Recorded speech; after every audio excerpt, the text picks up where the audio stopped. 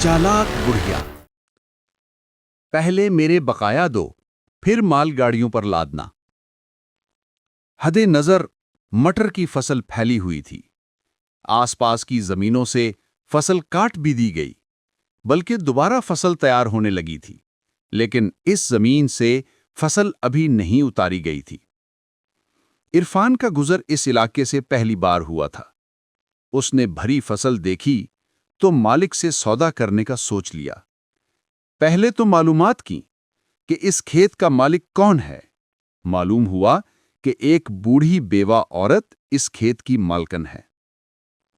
इरफान एक शादी में शिरकत के लिए जा रहा था।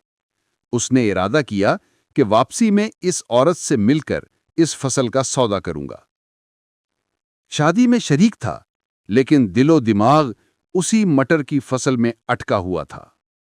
बार बार ख्याल आता कि इसे सौदा करके यहां आना चाहिए था। उसे खदशा था कि इतनी देर में इस औरत से कोई और न सौदा कर ले। बहरकैफ शादी की रसूमात से फारिग हुआ और बिना वक्त ज़ाया किए इस औरत से राब्ता किया और पूछा, इस फसल का सौदा तो नहीं किया किसी से? जवाब मिला, लोग तो बहुत आए हैं, लेकिन सौदा किसी से नहीं हुआ।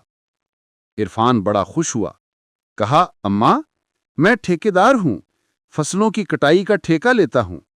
बात करो, क्या लोगी इस फसल का? बुढ़िया बोली, बेटा, मैं बेवा औरत हूं। इस जमीन से जो हासिल होता है वो सारा साल चलाती हूं। जो मर्जी हो, जो मुनासिब समझो दे दो। इरफान ने सुना तो खुश हुआ कि चलो अच्छा है, बुढ़िया को भाव का इल्म नहीं, मैं अपनी मर्जी की कीमत लगाऊंगा। बोला, अम्मा, मैं दूर लेकर जाऊंगा, मुझे गाड़ियों का किराया भी ज्यादा देना पड़ेगा। मैं इसके 80,000 रुपए दूंगा। बुढ़िया बोली, क्या गजब कर रहे हो? मेरे गांव का चौधरी 1,20,000 रुपए दे रहा है, मैं उसे नहीं दे रही तो तुम्हें 80 में क्यों दूं? इरफान ने कहा, अम्मा, अगर तुम्हें कोई ज्यादा दे रहा है तो उसे दे दो। ये फसल 80,000 से ज्यादा की नहीं है, मैं तो 80,000 भी ज्यादा दे रहा हूं। बुढ़िया बोली, मुझे बेवा समझकर लूटने आए हो, मैं नहीं दूंगी। 1,20,000 बल्कि 1,40,000 में भी न दूं, पूरा 1.5 लाख लूंगी। इरफान ने सोचा कि बुढ़िया ऐसे नहीं मानेगी। उसने फौरन पेंतरा बदला और कहा, तुम बेवा हो तो मैं ये कर सकता हूं कि 90,000 रुपए दे सकता हूं, वो भी फसल की कीमत नहीं, बल्कि तुम्हारे 1 साल के गुजारे के लिए। वरना सही बता रहा हूं, फसल इतने की हरगिज नहीं है। अब आगे तुम्हारी मर्जी। बुढ़िया ने सोचा कि ये गाहक भी हाथ से निकल गया तो मुश्किल हो जाएगी। उसने कहा, अगर ये बात है तो सुनो, अपने गांव वालों से कह चुकी हूं कि मैं 1.5 लाख से कम में न दूंगी। अगर तुम्हें कम में दे दी तो ये गांव वाले मेरा नाटका बंद कर देंगे। इरफान ने कहा, देखो अम्मा, गांव वालों को कौन बताएगा कि हमारा क्या सौदा हुआ है? तुम या मैं? तीसरा कौन है इस सौदे में? ना तुम बताना किसी को, ना मैं बताऊंगा। मैं मजदूर लाता हूं, वो मटर चुनकर ले जाएंगे, माल लाद कर तुम्हें अदायगी कर दूंगा। बुढ़िया बोली, मैंने फैसला कर लिया है कि 1.5 लाख रुपए से कम में नहीं दूंगी।